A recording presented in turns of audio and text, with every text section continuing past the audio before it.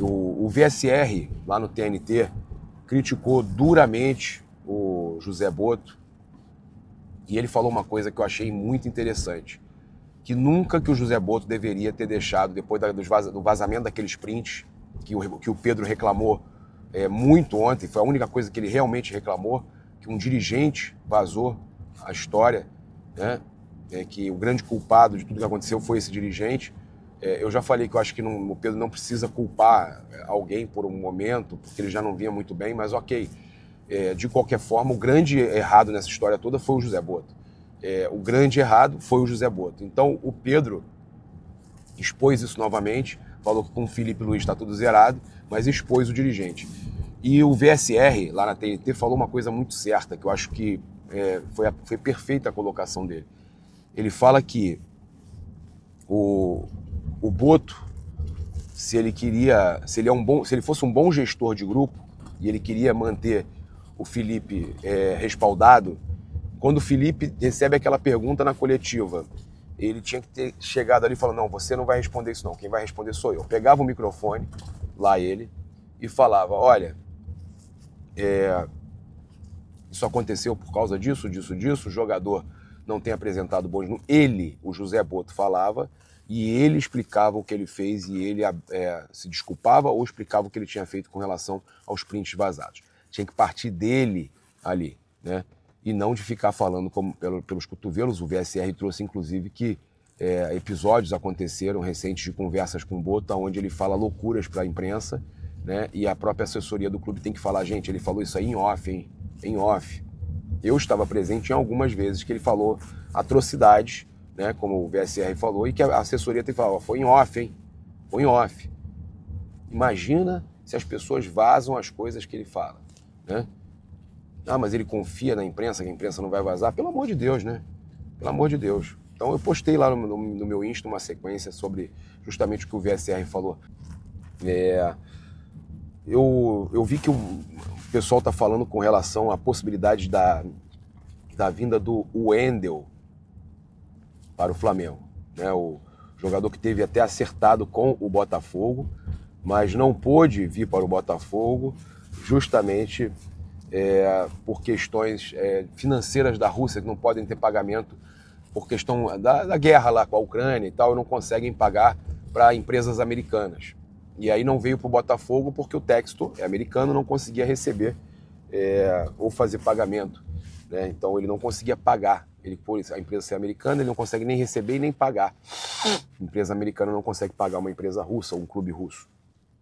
E acabou que o Wendel não veio, mas ele quer jogar no futebol brasileiro, tá? E o Flamengo precisa de um jogador exatamente na posição dele.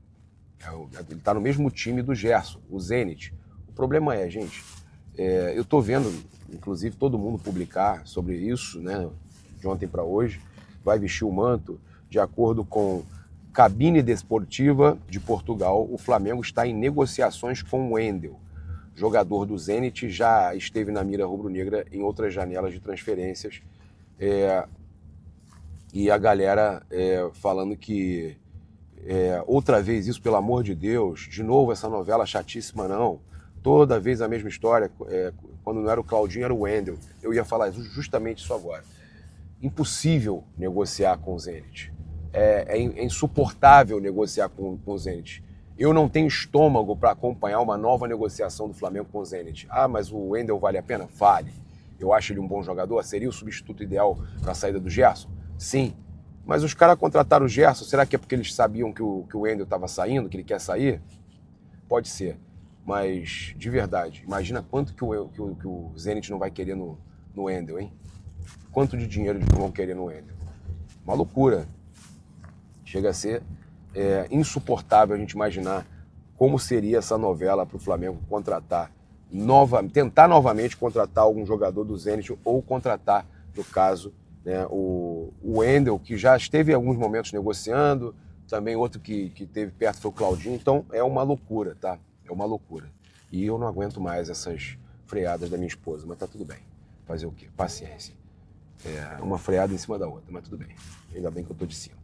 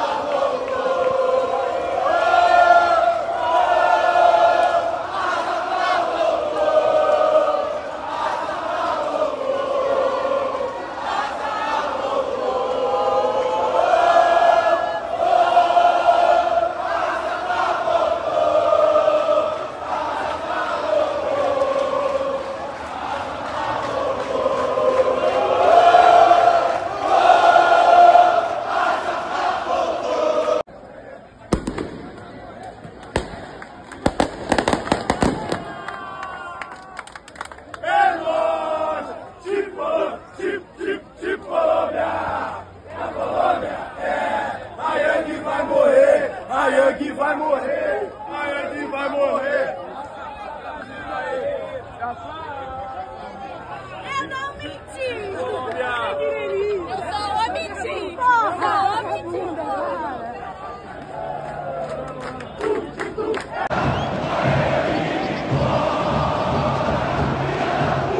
Cara, a raça rubro-negra voltou. Olha lá, galera. Eu não paro, hein?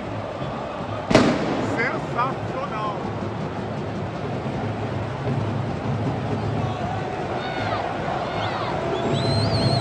Olha lá, olha lá.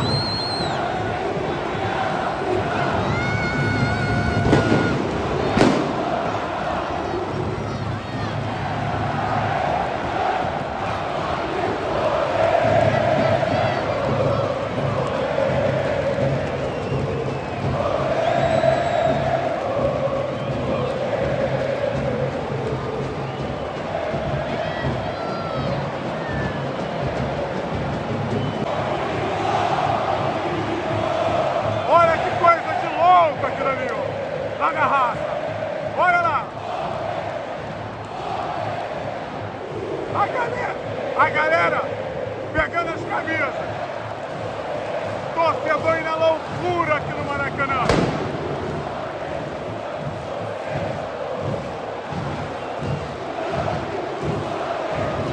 Olha lá. Não para! A torcida do Flamengo não para!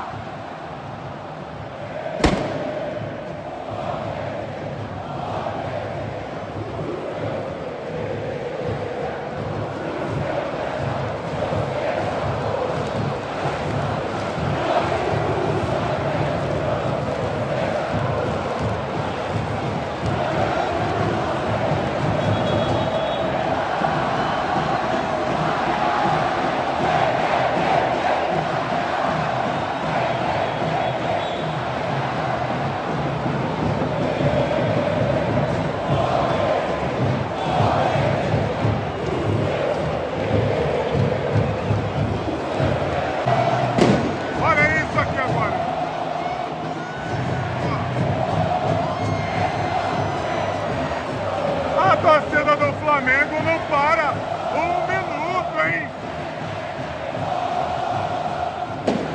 Vou falar uma parada pra vocês. Olha a raça lá. Olha a raça rubro-negra. Inflamando o Maracanã.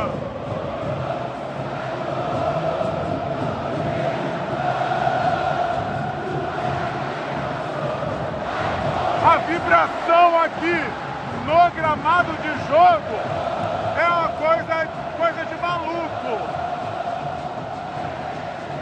Ó.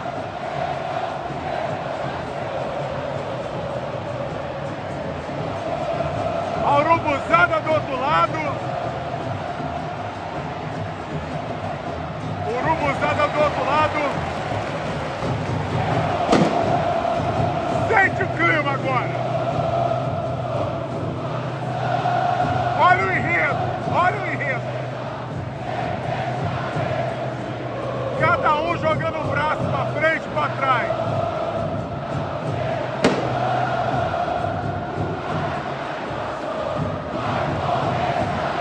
Vão derrubar o setor norte do Maracanã.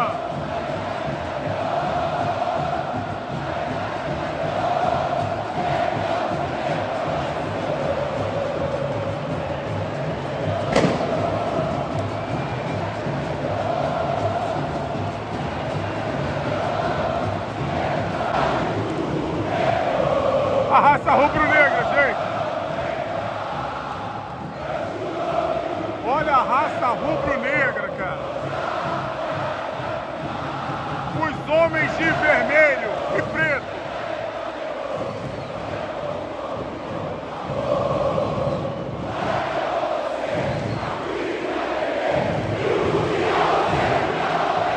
O Maracanã vai abaixo desse jeito. Eu tô falando, eu tô mostrando pra vocês.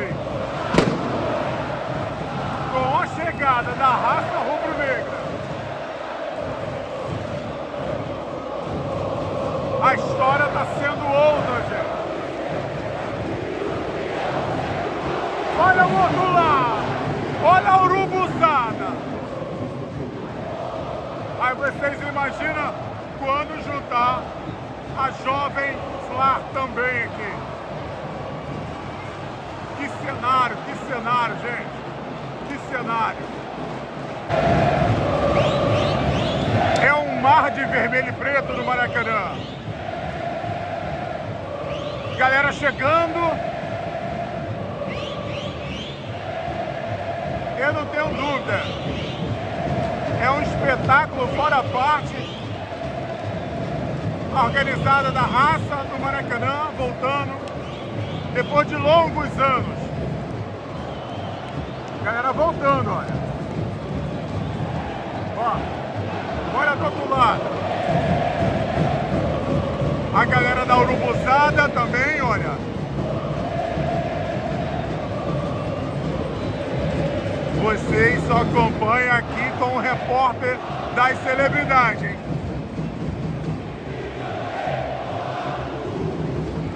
Meus amigos.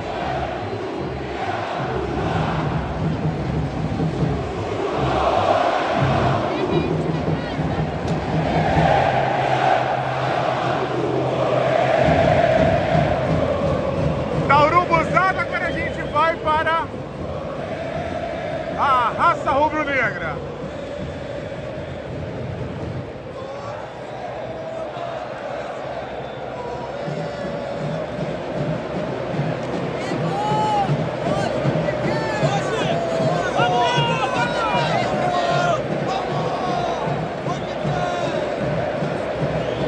Olha lá, olha a galera, olha a galera.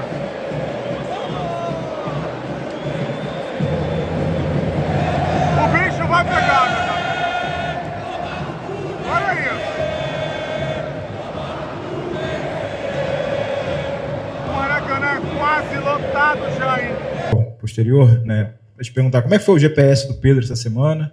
Ele tá te dando bom dia, te deu um abraço. Como é que tá a relação de vocês? Como é que foi esse processo de decisão para que ele pudesse voltar à relação e fosse utilizado hoje? Eu não sei também se você vai... ele fez uma cobrança agora na saída de campo, né? Que o membro da diretoria pudesse também fazer alguma menção a ele por conta da mensagem e tal. Você vai tentar trabalhar como intermediário nessa relação também com esse membro da diretoria?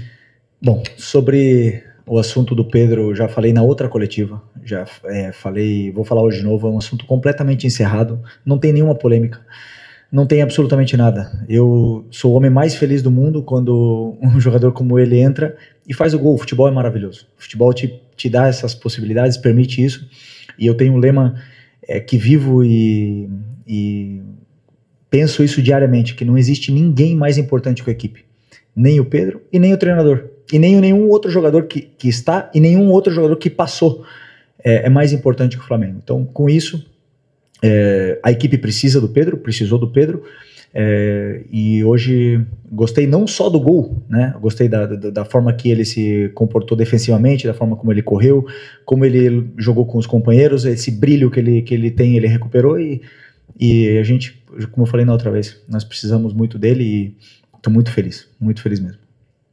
Felipe, tudo bem? Boa noite aqui no meio. Gabriel Alfa, canal Paparazzo Rubro Negro. Felipe, o Flamengo agora tem no meio de semana um confronto com a equipe do Red Bull Bragantino, fora de casa. E desde que o Bragantino voltou para a Série A, o Flamengo nunca venceu lá jogando em Bragança Paulista, né? Você estava no elenco, você sabe disso. Queria que você falasse um pouco da importância desse confronto, mais que é um adversário que também está no topo da tabela, e como motivar os jogadores para quebrar esse tabu aí que é a dificuldade de ganhar lá em Bragança Paulista. Obrigado. Sempre é difícil jogar fora de casa no Campeonato Brasileiro, por tudo que existe, as dificuldades que existem nesse campeonato tão competitivo. O que ainda não estudei, mas eu conheço bem o Bragantino, porque eu conheço muito bem o treinador, estudei muito o Seabra e a forma como ele joga, já no Cruzeiro, como ele jogava, e a forma como ele está jogando agora, é referência para todos os treinadores, e sem nenhuma dúvida vai ser um confronto muito difícil, até mesmo porque sei que pouparam jogadores hoje para o jogo da quarta-feira, então vai ser um jogo complicado, mas temos que ir para ganhar. Porque eu queria saber de você o seguinte: a gente viu agora no final o Pedro e o Juninho atuando juntos. Eu até achei bem interessante a movimentação que eles fizeram ali na frente. O Vina também teve a oportunidade de finalizar ali o jogo, né, na tua opção de substituição. Então, eu queria saber como é que você enxerga, né, vindo com essa questão dos reforços que ainda não chegaram, das lesões, né, que eventualmente o time tem. Nessa próxima batida agora, entra já no final do mês a disputa da Copa do Brasil contra o Atlético Mineiro, mais para frente um pouquinho já vem a Libertadores também, são jogos eliminatórios. Então, assim, você vê talvez a possibilidade de usar o Juninho e o Pedro juntos, se o Vina já está na tua cabeça, talvez possível ali como titular na lateral esquerda. Ouvi mais um pouco de você sobre essa movimentação no elenco. Sobre o Vinha, ele... Não podemos nunca esquecer que um jogador que entra no campo, não importa se ele ficou 10 meses ou 2 anos parado, ele vai ser sempre julgado no momento que ele está. Então, é um jogador que ficou 10 meses fora, um jogador que não teve quase minutos. Só entrou 15 minutos contra o Fortaleza, 15 minutos contra o Los Angeles, e hoje entrou outros 10, 15. E é um jogador que ainda não jogou 90 minutos. Não jogou nem 45. Então, eu estou tentando... no outro dia, eu tentei fazer com que ele jogasse para poder somar esses minutos que o treino nunca vai dar. O treino vai condicionar, mas só o jogo vai poder dar esse plus que falta para ele aguentar esses 90 minutos. E eu, como treinador, eu tenho que ter o cuidado necessário e também entender que uma vez que ele entre no campo, ninguém vai lembrar do Vinha, que o Vinha ficou 10 meses, que ele se esforçou, que ele lutou. Todo mundo vai cobrar o rendimento imaginando o Vinha antes da lesão. Então é meu trabalho também protegê-lo dessa forma, e conforme ele for evoluindo e melhorando fisicamente, o resto ele já tem, né? Ele vai com certeza ir somando minutos que precisamos nesse momento. Do Pedro e do Juninho é uma opção, eles treinaram juntos essa semana, com 2 atacantes o time ganha em umas valências, perde em outras, né? Mas eu acreditava que hoje era importante pela forma como o Fluminense vinha se defendendo, para poder tentar entrar na defesa deles com os 2 no ataque, e por sorte a jogada do escanteio veio de uma combinação dos 2, e depois um gol de escanteio maravilhoso. Felipe, aqui Isaac Andrade do Flavoz. Quando os jogadores como o Alacian, o Matheus Gonçalves e o próprio Pedro hoje entram em campo, parece que tem uma mudança assim, na dinâmica do jogo. Tem mais drible, tem mais improviso, mais alegria. Uma característica mais que a gente chama de futebol brasileiro. Já no teu esquema, é mais construção, uma coisa mais europeia, mais posse de bola, mais organização tática. Como é que você vê esse contraste? Como é que você pode usar mais esses jogadores para mesclar essa questão do teu modelo de jogo, que de repente é uma coisa que está faltando no futebol brasileiro, que você mostrou que funciona, mas também se adequando para não perder o brilho do futebol brasileiro? Não, mas o que eu mais quero é que eles driblem e que eles sejam ousados e que vão pra cima. Aliás, foi o que eu pedi pro Cebolinha antes do jogo. Pode ir todas pra cima, pode errar 50 vezes, mas que erre tentando, claro, é o que eu quero. A fase de construção e a fase de estabilidade da equipe, ela passa por uma série de jogadores, onde os jogadores de ataque não participam. A hora que a bola chega no pé deles, que eles têm que resolver. E aí tem uns que às vezes estão melhor, outros que não estão tão inspirados no dia, mas eu não só olho para essa ousadia. Eu tenho que olhar como o jogador está com a bola, quantas jogadas ele cria, como ele defende, como ele recompõe, como ele pressiona. Eu tenho que olhar todos os aspectos do jogo e depois eu decido pela forma onde eu sinto, onde eu decido pelo que a equipe precisa. A equipe como um todo. Então alguns jogadores que para alguns jogos eu prefiro colocá-los e outros por opção de segundo tempo, né? Então esses jogadores que têm tudo isso, com certeza, é o que eu peço para eles todos os dias, que eles sejam ousados. Aliás, meus zagueiros saem driblando muitas vezes, eu peço para eles isso. Então eu sou o que menos quero que o jogo só lateralize. Eu gosto que sejam ousados.